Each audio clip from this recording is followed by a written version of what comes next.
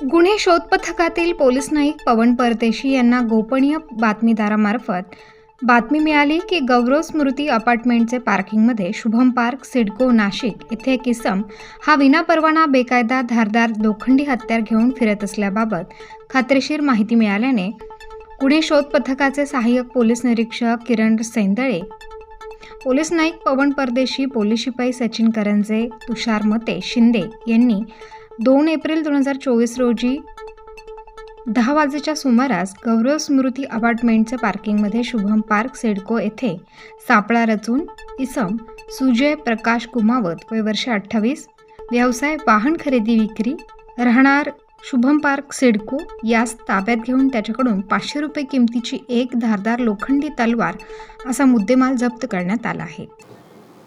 सध्या लोकसभा 24चा काळ चालू आहे, आचारसंहिता लागली आहे. त्या अनुषंगानं माननीय पोलीस आयुक्त श्री संदीप कर्णिक साहेब यांच्या आदेशाप्रमाणे मार्गदर्शनाप्रमाणे आम्ही पोलीस स्टेशन हद्दीमध्ये प्रभावी गस्त करत आहोत. सदर गस्तीच्या दरम्यान पवन परदेशी यांना माहिती मिळाली की शुभम पार्क सिडको येथे एक इसम सुजय प्रकाश कुमावत हा तलवार घेऊन फिरतो आहे, परिसरामध्ये दहशत माजवतो आहे. म्हणून लागलीच आम्हाला मिळालेल्या माहितीच्या आधारे DB पथकाला तिथे पाठवून आणि त्याला ताब्यात घेतलं. त्याच्याकडे एक तलवार 500 रुपये किमतीची तलवार मिळून आली. कुठलाही परवाना नसताना याने तलवार स्वतःजवळ बाळगली होती.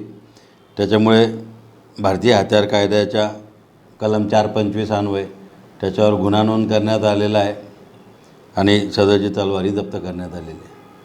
स्टार न्यूजसाठी मोहसिन पठाण, नाशिक.